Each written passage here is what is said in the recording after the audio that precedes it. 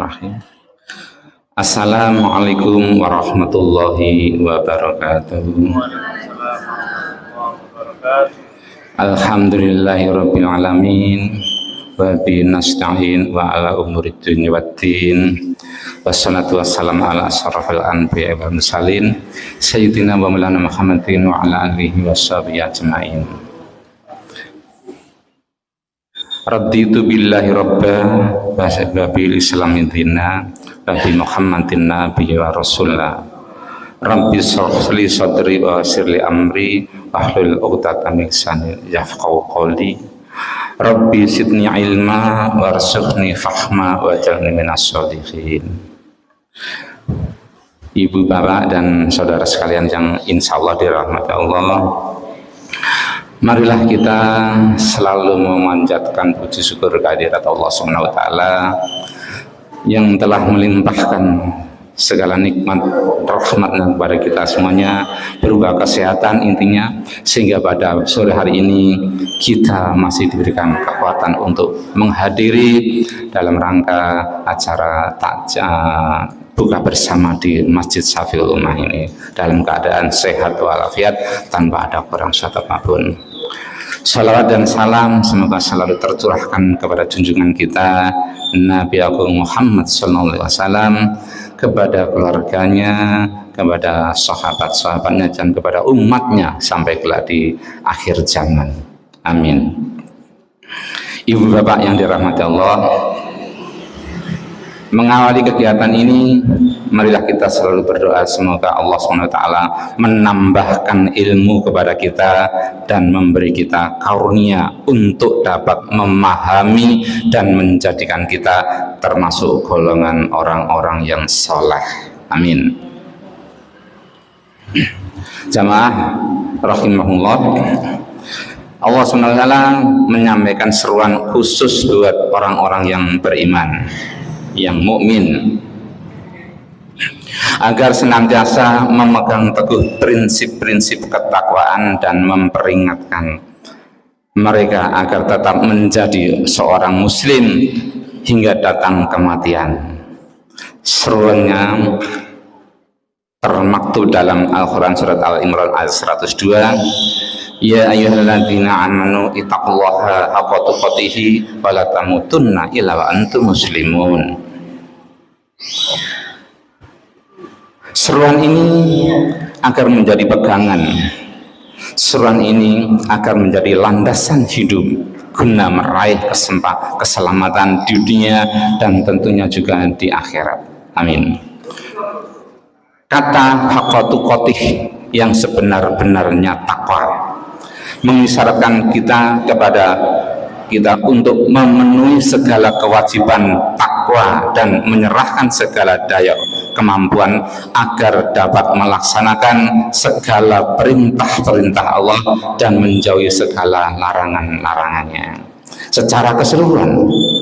Sementara kata tamutunna, janganlah kamu mati, mengultimatum agar kita waspada sebelum datangnya kematian dan untuk senantiasa memeluk agama Islam dengan konsekuensi menjalankan syariatnya. Ibu bapak dan saudara sekalian yang insya Allah dirahmati Allah, mari kita menjaga nilai-nilai Ramadan yang telah banyak mengajarkan tentang amal soleh yang mestinya harus terus kita jalankan. Ramadan sebagai madrasah bagi orang-orang yang beriman. Ramadan menghasilkan beragam nilai-nilai positif bagi kehidupan kita. Bukankah goal atau tujuan akhir kita dari kewajiban berpuasa itu adalah mencetak insan-insan yang bertakwa? Tentu jawabannya pasti iya.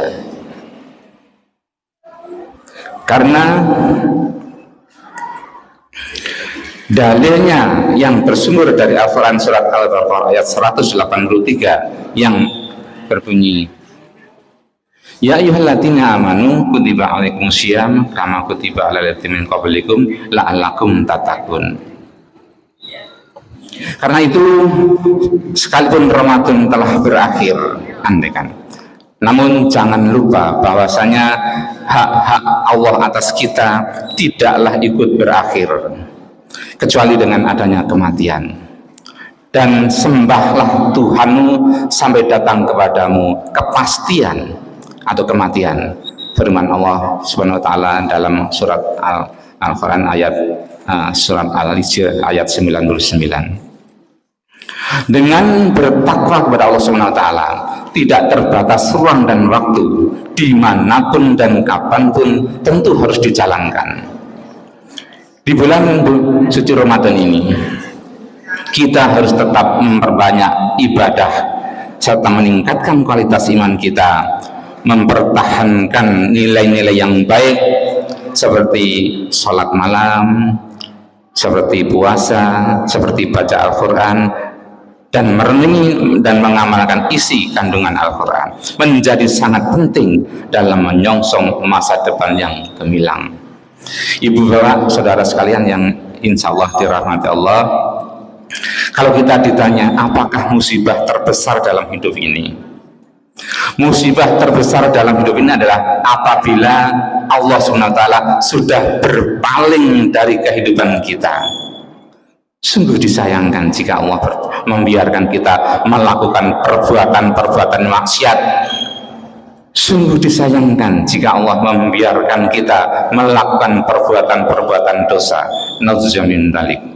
Jika kita disibukkan dengan hal-hal yang tidak berfaedah, jika kita disibukkan dengan hal-hal yang tidak bermanfaat, oleh karena itu, jika terjadi hal yang demikian, maka marilah kita segera kembali ke jalan yang benar, yaitu jalan yang diridhai Allah SWT. Hadirin rahimakumullah, Rasulullah SAW dalam hadis riwayat Bukhari Muslim mengajarkan kita untuk beramal secara rutin meski sedikit jumlahnya. Ahabbu a'amal ila Allah wa muha wa in qalla. Tentu ajaran ini diharapkan bisa mendorong kita untuk terus berbuat baik walaupun sedikit dan kecil. Ibu bapak yang dirahmati Allah, bisa jadi amal yang tampaknya sedikit namun memiliki dampak yang besar dan bobot yang berat. Kita harus ingat bahwa setiap amal landasannya adalah niat. Niatnya kita tujukan semata-mata hanya mengharap ridho dari Allah Subhanahu wa taala. Jangan sampai kita beramal tetapi tidak bernilai di sisi Allah Subhanahu wa taala. Ibu bapak yang dirahmati Allah, marilah kita tak henti-hentinya berdoa kepada Allah SWT. Semoga Allah SWT selalu membimbing diri kita untuk terus berbuat baik dan senantiasa berada dalam ketaatan, taat melaksanakan perintah dan juga taat menjauhi larangan-larangannya. Hadirin rahimakumullah, dunia adalah waktu untuk beramal dan akhirat adalah waktu untuk mempertanggungjawabkan jawaban segala amal. Mumpung masih ada waktu, ada kesempatan hidup di dunia ini, marilah kita tidak segan-segannya untuk selalu memohon kepada Allah SWT agar selalu membimbing kita untuk berbuat yang terbaik, karena penyesalan selalu datang kemudian. Semoga kita tidak merasa sudah baik walaupun sudah menjalankan segala aktivitas yang baik. Ibu bapak dan anak-anak sekalian yang dirahmati Allah, jika ibadah kita membuat kita merasa lebih baik dari orang lain, maka tanyakan kembali pada hati kita, apakah ibadah kita itu benar-benar karena Allah SWT atau hanya sejatinya terselip balasan dunia dan pujian manusia belaka. Jika ilmu kita membuat kita merasa lebih besar dari orang lain, maka tanyakan pada diri kita, apakah taklim kita selama ini benar-benar karena Allah SWT atau hanya karena ingin kopi darat, hanya karena ingin kelihatan oleh teman-teman ngaji kita, atau bahkan hanya karena ingin dianggap berilmu. Jika hijrah kita membuat kita merasa paling benar, membuat kita atau sedangkan selain kita. Jadi jika hijrah kita membuat kita merasa paling benar, sedangkan selain kita semua sesat dan layak di neraka, maka tanyakan pada hati kita, apakah Allah yang membimbing hijrah kita ataupun justru setan penipu yang telah berbuat tipu daya kepada kita.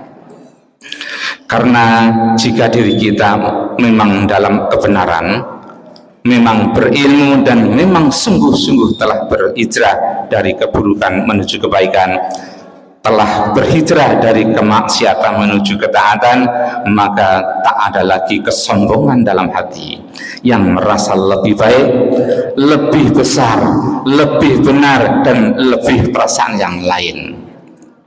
Yang ada adalah rasa tawadhu kepada sesama dan rasa takut kepada Rabbuna, karena kita tidak tahu apakah amalan kita diterima Allah SWT ataukah justru ditolak akibat rasa ujub kita dan kesombongan yang senantiasa bercokol di hati kita.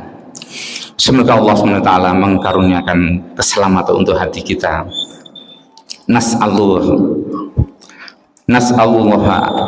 as-salamah wal afiyah. Ibu bapak yang dirahmati Allah, jangan sampai banyaknya kajian ilmu yang telah kita hadiri, banyaknya buku yang telah kita baca, banyaknya nasihat yang kita dapatkan dari saudara seiman kita, tapi itu semua tidaklah menambah keimanan dalam hati kita. Demikian pula seseorang yang itu sulit mengakui dan menghadirkan kekurangan amal dari dirinya apabila dia telah menyangka amalnya sudah sempurna, apalagi menyangka amalnya sudah diterima Allah SWT, sehingga ia pun enggan memperbaiki kualitas amalnya, apalagi menambahkan kuantitasnya. Berkata salah seorang ulama ketika melihat orang yang mengagumi dirinya, mengagumi amalnya, beliau berkata, janganlah engkau terberdaya dengan apa yang kau lihat tentang diriku. Sesungguhnya iblis itu telah beribadah kepada Allah Ta'ala ribuan tahun lamanya, tetapi kemudian dia menjadi kafir.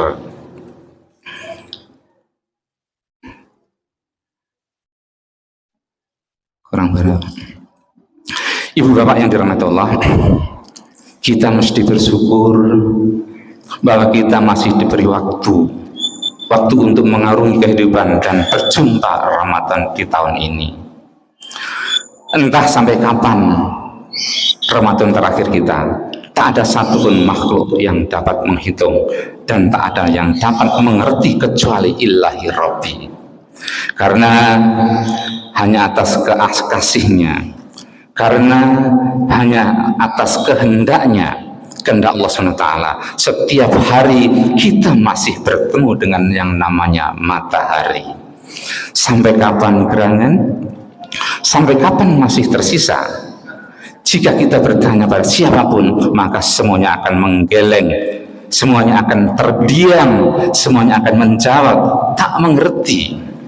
Oleh karena itu, yang terbaik bagi kita hanyalah segera bersujud, segera memohon ampunan atas segala dosa, mumpung kita masih diberi waktu. Demikianlah yang bisa saya sampaikan, semoga ada manfaatnya.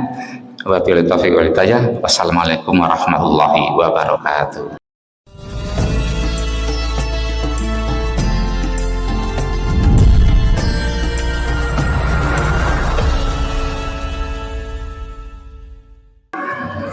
Assalamualaikum warahmatullahi wabarakatuh. Innal hamdalillah nahmaduhu wa nasta'inu wa nastaghfiruh wa na'udzu billahi min syururi anfusina wa min sayyiati a'malina may yahdihillahu fala mudhillalah wa may yudlil fala hadiyalah. Asyhadu an la ilaha illallah wahdahu la syarikalah wa asyhadu anna Muhammadan abduhu wa rasuluh la nabiyya ba'dah. Allahumma shalli wa sallim wa barik ala sayyidina Muhammad wa ala ali sayyidina Muhammad la haula wa la quwwata illa billah. Ibu, bapak, saudara-saudara sekalian dan adik-adik sekalian yang insya Allah dirahmati Allah, monggo pertama-tama marilah kita mengucap puji syukur kehadirat Allah Subhanahu wa Ta'ala yang telah melimpahkan nikmat rahmatnya kepada kita semuanya, sehingga sampai pada sore ini kita diberikan kesehatan sehingga bisa menghadiri acara yang insya Allah mulia ini. Salawat dan salam semoga selalu tercurahkan pada junjungan kita Nabi Agung Muhammad sallallahu alaihi wasallam, kepada keluarganya, kepada umat-umatnya, dan kepada sahabat-sahabatnya, kepada umatnya sampai kelak di akhir zaman. Ibu, bapak, dan saudara sekalian yang insya Allah dirahmati Allah, sore ini saya akan mengambil judul menyambut Ramadan dengan cinta. Demi cintanya pada manusia, Allah Subhanahu wa Ta'ala membuka banyak saluran, membuka banyak jalan untuk keselamatan hamba-hambanya, yang salah satunya adalah lewat yang namanya bulan Ramadan. Bulan di mana Allah membuka selebar-lebarnya pintu cintanya kepada hamba-hambanya, kepada manusia seluruh di dunia. Ibu, bapak yang dirahmati Allah, Allah SWT adalah zat pemilik cinta yang tak bersyarat. Dia, Allah, mencintai semua hamba-hambanya tanpa mengharap balasan apapun, tanpa ada balasan sedikit pun. Allah SWT selalu mencintai hamba-hambanya walaupun hamba itu berbuat zalim dan terus membangkang perintah-perintahnya. Sebaliknya, cinta manusia itu adalah cinta karena ada sesuatu. Manusia mencintai sesuatu itu karena sesuatu itu ada manfaat bagi dirinya. Misalnya manusia beramal karena apa? Karena ingin mendapat balasan dan kebaikan dari Allah. Ibu, bapak yang dirahmati Allah, demi cintanya tersebut Allah SWT membuka jalan bagi keselamatan dan kebahagiaan manusia. Salah satunya tadi yang saya sebutkan dengan dikarunianya, yaitu bulan suci Ramadan sebagai bulan yang istimewa. Maka tak berlebihan bila Ramadan dikatakan sebagai bulan cinta, bulan di mana Allah SWT membuka pintu-pintu kecintaannya kepada hamba-hambanya di dunia ini. Tanda cinta dari Allah SWT itu digambarkan dengan sangat tepat oleh Rasulullah SAW, yang artinya, wahai manusia, bertaubatlah kepada Allah dan dari dosa-dosamu, angkatlah tanganmu untuk berdoa kepadanya pada waktu sholatmu, karena itulah saat yang paling utama ketika Allah Azza wa Jalla memandang semua hambanya dengan penuh kasih. Dia, Allah, menjawab mereka ketika mereka memanggilnya dan mengabulkan mereka ketika mereka berdoa kepadanya saat dia berdoa. Hadirin jamaah rahimahullah, Ramadan adalah bulan di mana Allah SWT memanggil semua hamba-hambanya untuk kembali menuju hakikat hidup yang sebenarnya. Ada perumpamaan menarik dari seorang ulama. Manusia itu diibaratkan anak-anak yang dikeluarkan dari rumahnya bermain-main di halaman. Halamannya apa? Halamannya adalah dunia ini seisinya.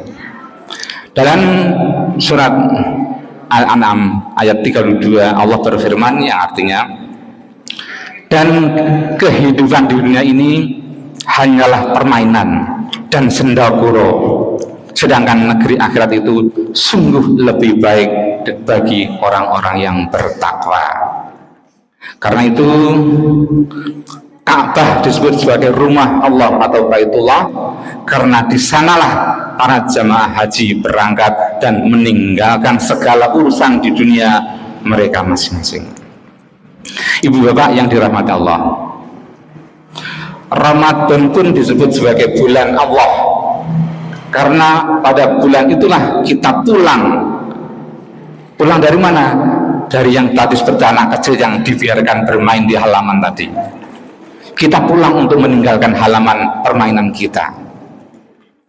Karena selama itu kita asik bermain, kita asik sibuk membeli jajanan yang bermacam-macam di dunia ini.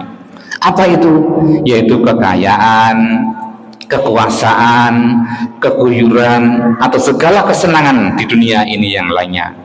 Kita lupa bahwa ada makanan yang lebih sehat dan lezat pada bulan Ramadan itu.